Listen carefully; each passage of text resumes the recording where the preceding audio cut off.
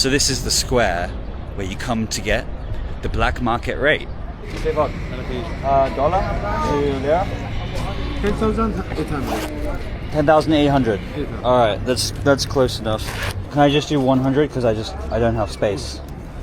200, 1 million, 1 million. Just 1 million. 1 million. Okay. 500. 200, 100. Okay, I won't count. I believe you. I'm a millionaire now.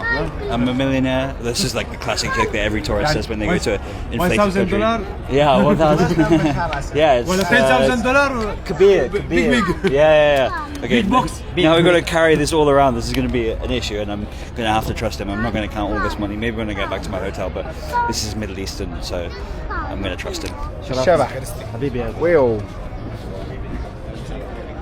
Black market rate is the term that's thrown around, but it basically just means like there's two different rates. There's the bank rate, which is terrible. There's the black market rate, which is like the better rate that all the Syrians use. But actually also dollar is king here in Syria, so I didn't necessarily need to do that.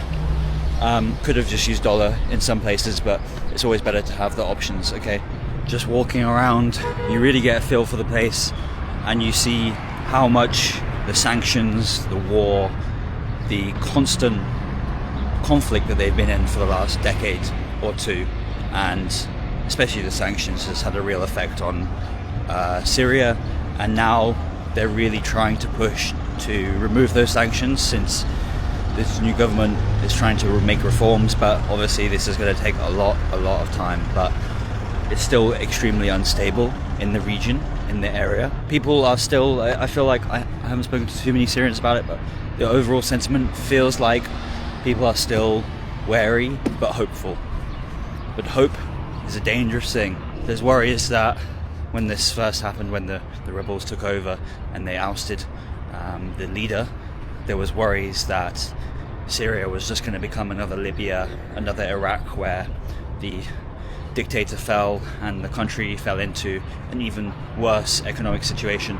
But we'll see. Currently, Syria is receiving billions and billions of dollars from EU and other countries like United Kingdom, my country. However, it's estimated, I think, online that they need over 300 billion to recover from this financial turmoil that they're in. But like in many countries I go to, life goes on. The people survive.